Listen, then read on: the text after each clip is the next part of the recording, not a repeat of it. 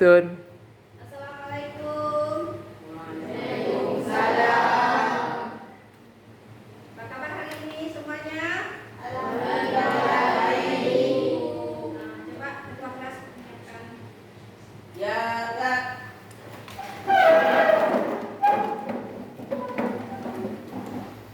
Beri salam. Assalamualaikum warahmatullahi wabarakatuh. Waalaikumsalam warahmatullahi wabarakatuh. Kak. Coba ketua kelas yang untuk memimpin doa.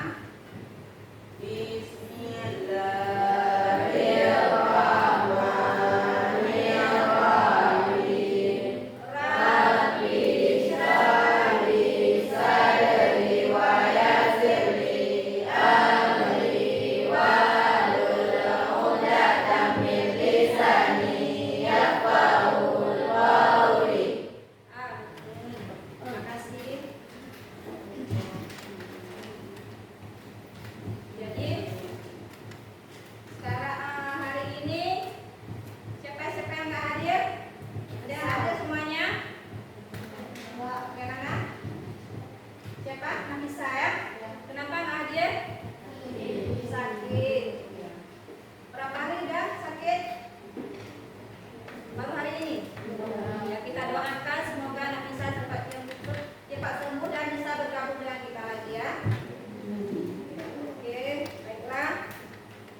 Jadi pertemuan kita kali ini yaitu tentang layanan bimbingan klasika dengan topik mengenal potensi diri.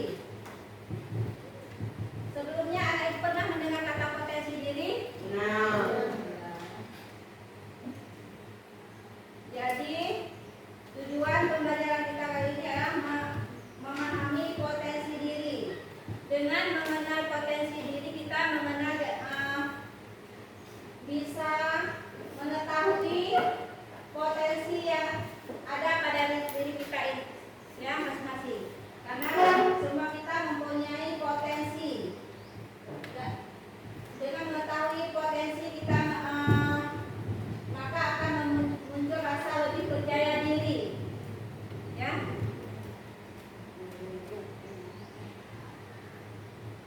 Jadi sebelum kita memulainya kita speaking dulu. Coba semuanya perhatikan sama ibu ya. Sudah siap? ya. Ini Satu, yang ini, dua, kalau yang ini, tiga. ulangi ya.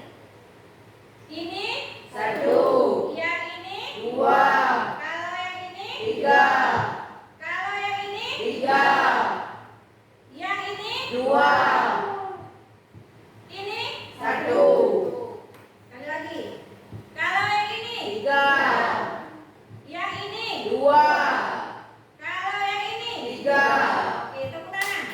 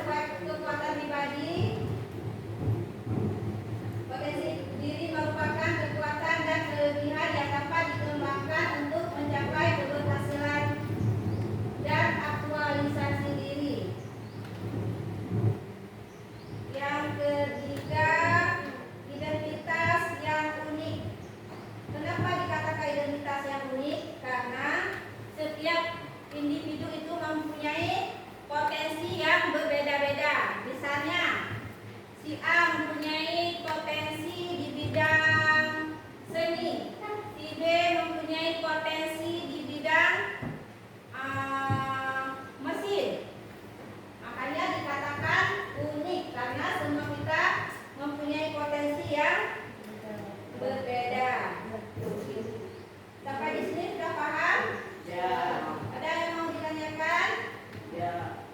Coba kita ulang lagi, apa itu potensi? Yaitu kemampuan yang terpendam sebagai kekuatan pribadi. Yang ketiga, identitas diri. Sekarang slide selanjutnya yaitu tentang jenis-jenis potensi diri. Jenis-jenis potensi diri ada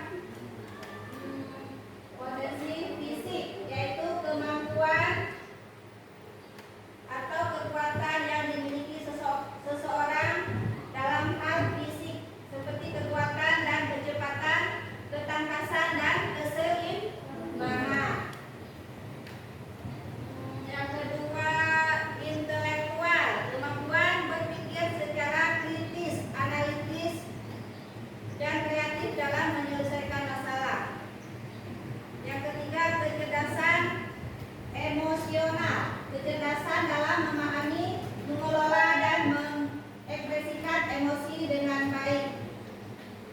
Dan potensi spiritual, yaitu kemampuan untuk memahami dan menghayati nilai-nilai spiritual dan filosofi hidup.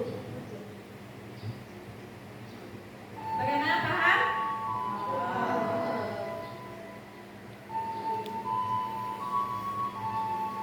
Nah, slide selanjutnya yaitu pentingnya mengembangkan potensi diri. Itu untuk peningkatan kepuasan diri. Dengan mengenal potensi diri, kita dapat menemukan kelebihan yang belum terungkap sebelumnya. Hal ini dapat meningkatkan rasa percaya diri dan kepuasan diri karena kita tahu bahwa kita mampu melakukan sesuatu dengan baik. Maksudnya di sini, dengan potensi diri kita dapat meningkatkan kepuasan diri karena kita sudah mampu untuk melakukan sesuatu dengan baik karena kita percaya, sudah ada rasa percaya diri kita. Ya, selanjutnya kesadaran diri. Proses menggali potensi diri membantu kita lebih memahami siapa kita.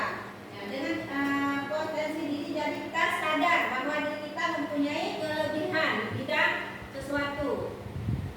Yang ketiga, motivasi dan tujuan. Kita dapat mengetahui potensi dan bakat kita. Kita dapat menggunakan sebagai motivasi untuk mencapai tujuan hidup kita. Dengan potensi diri kita jadi termotivasi untuk melakukan sesuatu pekerjaan dan bisa untuk mencapai suatu tujuan hidup supaya lebih sukses di masa yang akan datang. Yang keempat, menghadapi tantangan. Dengan mengembangkan potensi diri, kita dapat menghadapi tantangan dalam hidup.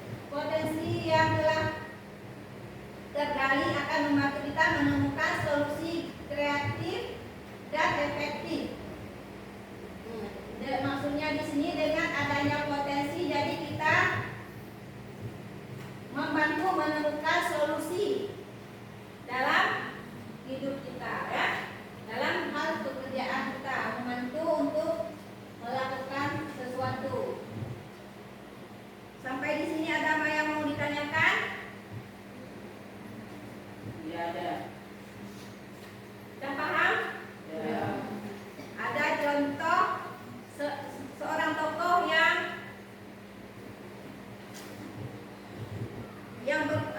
mengembangkan potensinya untuk mencapai suatu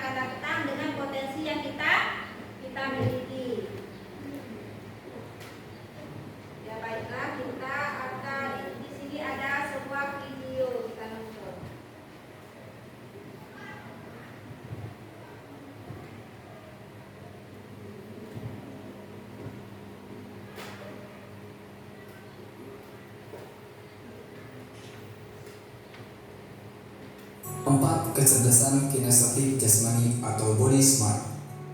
Apakah kamu pernah bertemu dengan orang yang terampil membuat kerajinan tangan atau jago dan cepat belajar dalam menguasai permainan olahraga seperti sepak bola, badminton, dan lain sebagainya? Atau jangan-jangan kamu sendiri memiliki kepiawaian tersebut? Jika jawabannya ya, maka kamu memiliki kemampuan yang disebut kecerdasan kinestetik jasmani atau body smart. Kecerdasan ini mencakup kemampuan atau kecerdasan dalam bergerak dan aktivitas yang melibatkan gerakan tubuh, misalnya menari atau membuat kerajinan yang melibatkan keterampilan tangan. Orang dengan kecerdasan ini memiliki kemampuan untuk mengendalikan tubuhnya dengan sangat baik. Gerakan-gerakan yang dibuatnya juga terkoordinasi dengan baik dengan pikirannya. Mereka juga lincah dan memiliki kekuatan dalam setiap gerakannya. Orang dengan kecerdasan ini juga memiliki kelenturan tubuh yang baik. Ciri-ciri orang yang memiliki kecerdasan kinestetik jasmani: cakap dalam melakukan sesuatu seorang diri, terampil dalam membuat kerajinan tangan, senang memikirkan persoalan sambil aktif dalam kegiatan fisik seperti berjalan atau berlari, serta gemar berolahraga atau melakukan kegiatan fisik lainnya.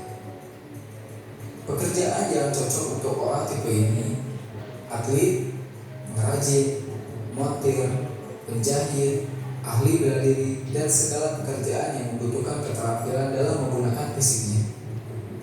5. Kecerdasan musikal atau musik smart. Punya hobi dalam bidang musik dan memiliki kepekaan dalam suara dan tangga nada? Jangan salah, itu juga bagian dari 8 jenis kecerdasan loh. Kecerdasan ini dinamakan musik smart atau kecerdasan musikal. Kecerdasan ini meliputi kepekaan terhadap ritme, melodi, dan timbre dari musik yang didengar. Ciri-ciri orang yang memiliki kecerdasan musikal yaitu suka bersiul, mudah menghafal nada lagu yang baru didengar, menguasai salah satu alat musik tertentu, dan peka terhadap suara sumbang dan gemar bekerja sambil bernyanyi. Pekerjaan yang cocok untuk seseorang yang mempunyai kecerdasan ini adalah penyanyi atau musisi. 6. Kecerdasan interpersonal atau people smart. Apakah kamu memiliki ketertarikan dalam mengamati dan memahami orang lain? Mudah mengenali karakter seseorang atau masyarakat? Atau apakah seringkali tebakanmu tentang karakter seseorang selalu tepat? Jika iya, bisa jadi kamu memang memiliki sebuah kecerdasan yang disebut people smart atau kecerdasan interpersonal. Ciri-ciri orang yang memiliki kecerdasan interpersonal yakni senang bekerja sama dengan orang lain dalam suatu kelompok atau komite dan lebih suka belajar kelompok daripada belajar sendiri. Pekerjaan yang cocok untuk orang tipe ini ialah networker, negosiator, HRD, pengamat sosial, atau guru. 7. Kecerdasan interpersonal atau self smart. Jika kamu sering merenung dan lebih banyak introspeksi terhadap diri sendiri dan lebih berusaha menggali kemampuan dari diri pribadi, maka mungkin kamu memiliki kecerdasan intrapersonal atau self smart. Kecerdasan interpersonal adalah kemampuan yang berhubungan dengan kesadaran dan pengetahuan tentang kekuatan, kelemahan, dan mampu merasakan apa yang sesungguhnya ia inginkan, serta mampu memotivasi diri untuk lebih disiplin. Ciri-ciri jika kamu memiliki kecerdasan intrapersonal ialah kamu sering merenung atau memikirkan dan memecahkan masalah, pandai menemukan hikmah dari peristiwa yang pernah ditemui, serta memiliki empati yang kuat sehingga mudah memahami perasaan orang lain. Pekerjaan yang cocok untuk orang tipe ini ialah ahli agama, psikolog, motivator dan pakar pengembangan diri, konsultan, penulis, dan lain sebagainya. 8. Kecerdasan naturalis atau nature smart. Mungkin kamu tidak jago matematika atau pandai dalam merangkai kata, tapi kamu sangat mudah dalam memahami tumbuhan dan sifat-sifat hewan di sekitar kamu, sehingga kamu mudah mengambil atau memberi manfaat terhadap mereka.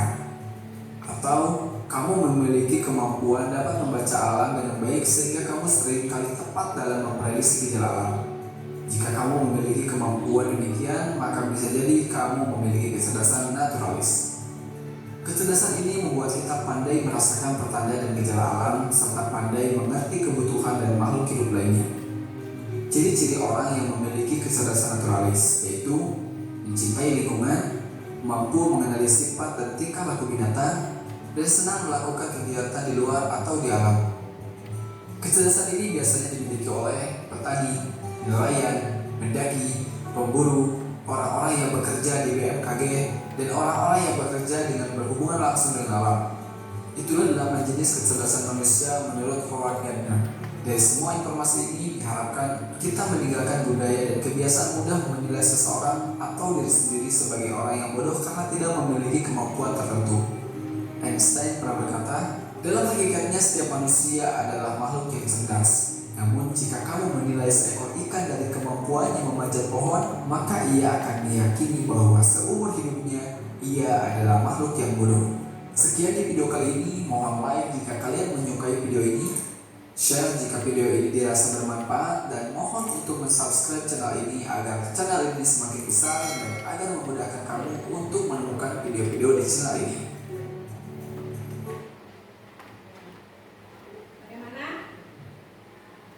Bagaimana kesimpulan dari video tadi? Ada yang bisa mengambil kesimpulan? Jadi kita semua mempunyai potensi masing-masing. Tidak ada yang bodoh. Kita terlahir semua dengan potensi masing-masing. Contoh seperti tadi, kalau tupai disuruh berenang, dia tidak bisa. Bukan berarti bodoh, tapi tupai mempunyai potensi untuk memanjat ya. Kalau ikan berenang. Jadi kesimpulannya kita semua ini terlahir juga tidak bodoh. Semuanya mempunyai potensi.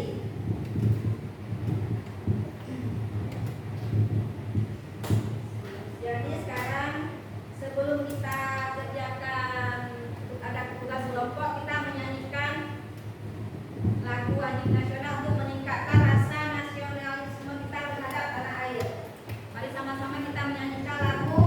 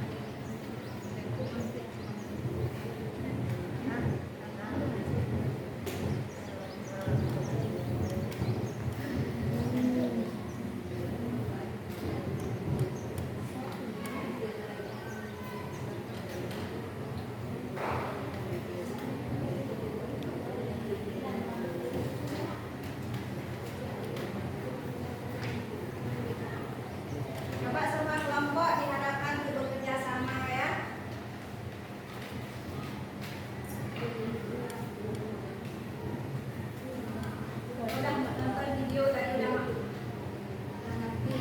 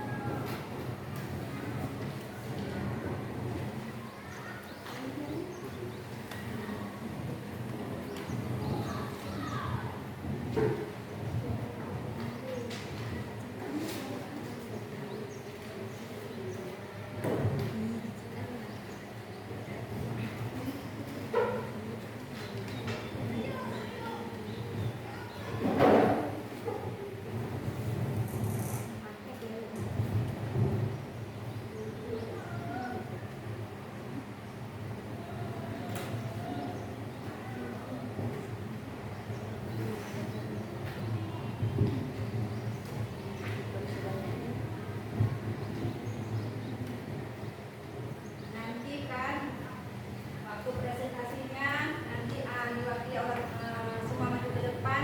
Untuk tutor sebaya kelompok 1 diwakili oleh Ardian Nora, kelompok 2 tutor sebayanya Eva Asia, kelompok 3 Junaidi sebagai tutor sebayanya, dan kelompok 4 Nasita Marta sebagai tutor sebayanya untuk mempresentasikan hasil kerja kelompok. Silakan kerjasamanya yang baik ya.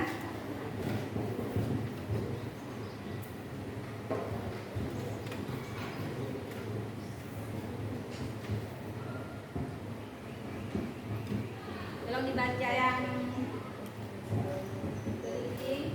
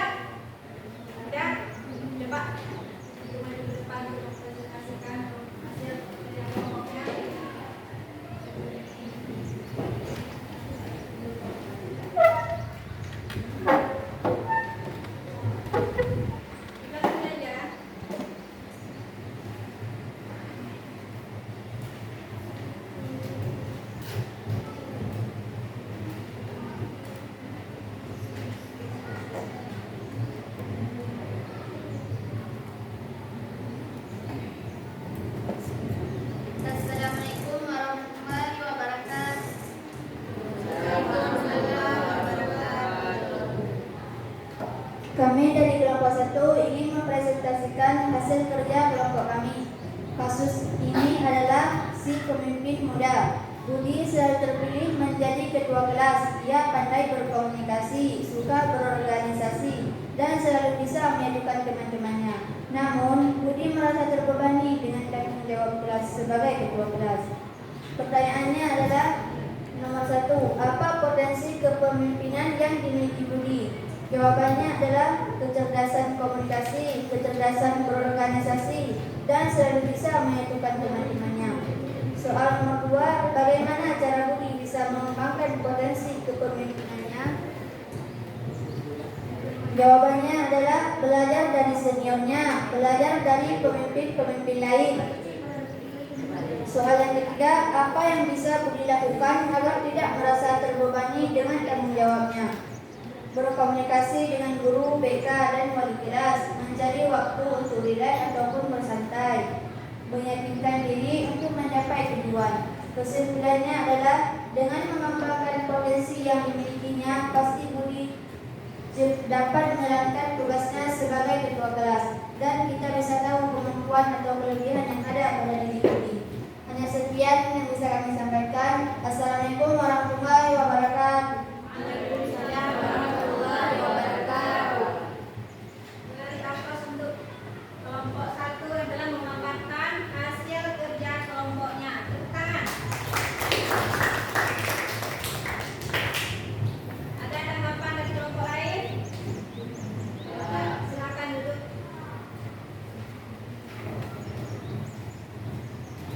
Sekarang kelompok 2 silakan untuk mempresentasikan hasil kerja kelompoknya.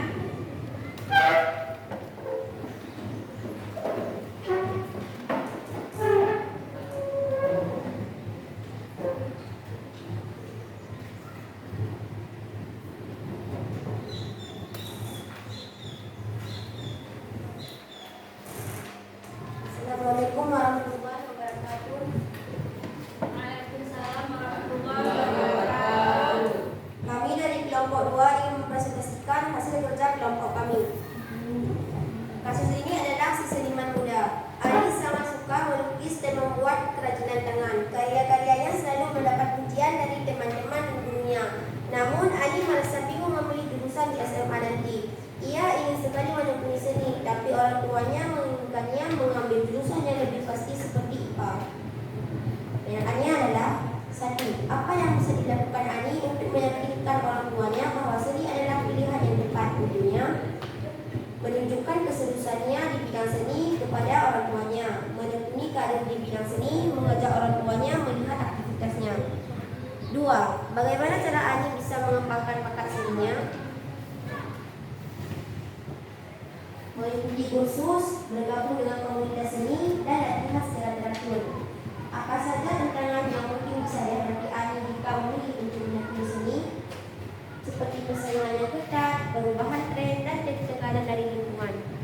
Kesimpulan dari semua ini adalah dengan perencanaan yang matang dan kerja keras mengembangkan potensinya, maka insya Allah Ani akan menjadi seniman yang sukses untuk kedepannya. Sekian, Assalamualaikum warahmatullahi wabarakatuh. Waalaikumsalam warahmatullahi wabarakatuh. Terima kasih.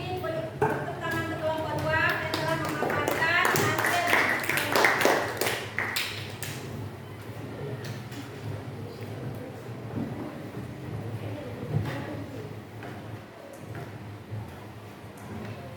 Sekarang kelompok 3 silakan maju.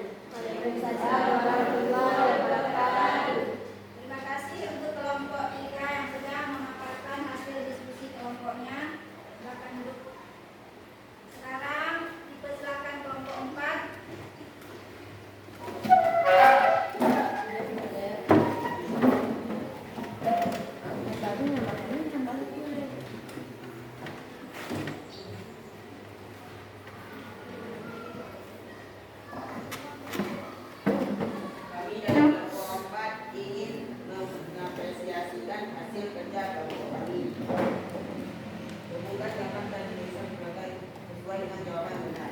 Arsitek hubungan kecerdasan matematis. Penyanyi hubungan kecerdasan musikal. Guru hubungan kecerdasan interpersonal. Arsitek hubungan kecerdasan genetik. Petani hubungan kecerdasan naturalisme. Coba kasih nampak gambar kepada rekan-rekannya. Biar dilihat semuanya. Nah, ini yang dapat kami sampaikan. Assalamualaikum warahmatullahi wabarakatuh. Waalaikumsalam warahmatullahi wabarakatuh. Terima kasih untuk kelompok 3 sudah memaparkan kelompok 4. Beri tepuk tangan.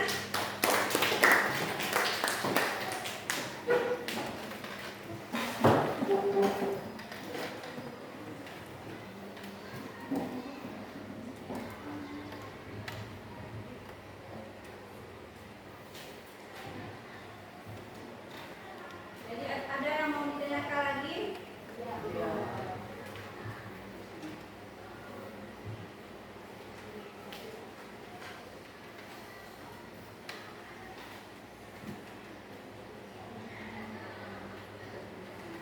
Jadi sekarang mari kita beri aplaus untuk semua kelompok yang sudah memaparkan hasil kerja kelompoknya. Tepuk tangan semuanya.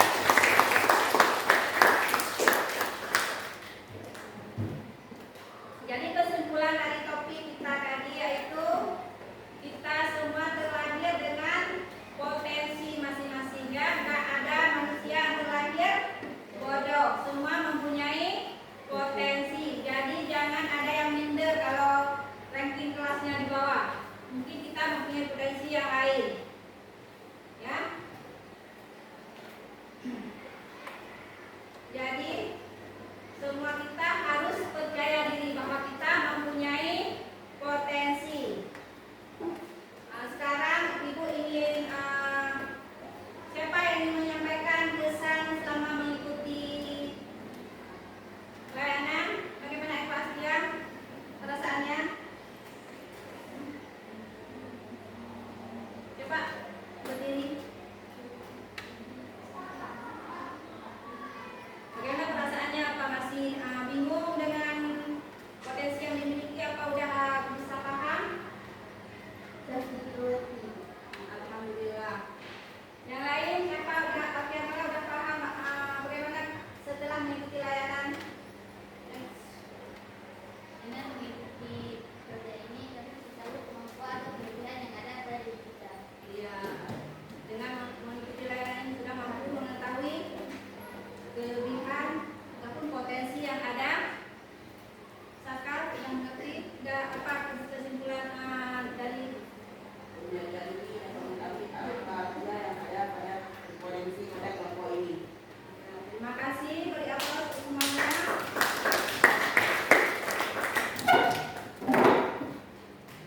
Jadi untuk layanan kali ini kita sampaikan di sini sampai di sini dulu. Kalau ada yang kurang paham boleh kita adakan konseling lanjutan, itu melalui konseling kelompok. Boleh juga kita lakukan konseling individual di ruang BK, ya, kalau yang masih belum paham. Jadi ini ada lembaran evaluasi. Nanti tolong diisi, ya, diisi nanti lembar evaluasinya dikasih sama, dikumpulkan sama ketua kelas, ya, lembar evaluasinya.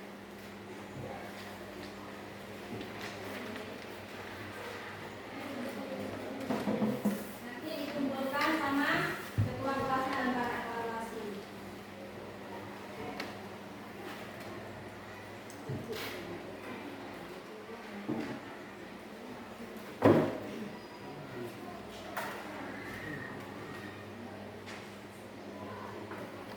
Jadi